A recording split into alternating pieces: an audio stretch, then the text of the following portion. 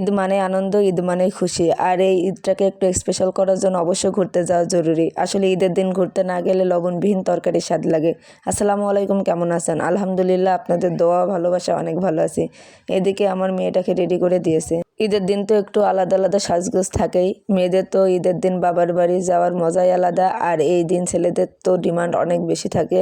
সেই সঙ্গে নিজেও রেডি হচ্ছি, আর মেয়ের বাবাকে তাগাদে দিচ্ছে একটু তাড়াতাড়ি রেডি হবার জন্য। যদিও ঈদের দিন ছেলেরা নামাজ পড়ে এসে খেয়ে ঘুমাতে বেশি পছন্দ করে, আর আমার মশাইটাও সেই দলেরই লোক। যাই হোক, ফাইনালি টেনে হিচড়ে নিয়ে চলেই আসলাম ঘুরতে।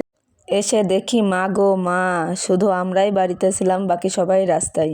এটা কিন্তু আমাদের গ্রামের একটা রাস্তা। এই ঈদের দিনও চলছে তোড়জোড় একটা ব্যবসার, সেটি হচ্ছে লেবু পানির ব্যবসা। যদিও এটা একটা গ্রামের রাস্তা, তবে অনেক সুন্দর। বিকালের পরন্ত রোদে হালকা বাতাসে ঈদের আনন্দের সাথে মিশে গেছে রাস্তার। যতদূর চোখ যায় শুধু মানুষ আর মানুষ। শুধু আমাদেরই লেট হয়েছে, তবে সমস্যা নাই। অন্যদের থেকে একটু বেশি সময় কাটিয়ে নিজের মনকে পুষিয়ে দেব, এই ভেবে নিজেকে সান্ত্বনা দিলাম। এটা আমার বাবার বাড়ির রাস্তা হওয়ার কারণে অনেক পরিচিত মানুষের সাথে দেখা হচ্ছে ও কথাবার্তা হলো। খুবই ভালো লাগছে ঘুরতে। এটা একটা বিলের চারিপাশে কলা গাছ হওয়ায় পরিবেশটা দ্বিগুণ সৌন্দর্য পেয়েছে।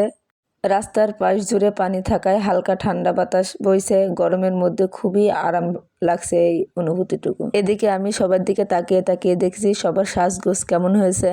আমার বরটা আমাদের দুই মেয়েকে নিয়ে ঘুরে বেড়াচ্ছে, আর আমরা হেঁটে হেঁটে যাচ্ছি। দুই মেয়ে বলতে আমার মেজো বোনের আর আমার মেয়ে। এর মধ্যে আমরা দুইজন মিলে একটু র্যাম্পে হেঁটে নিলাম, একটা আমি আর একটা আমার ভাইয়ের বউ।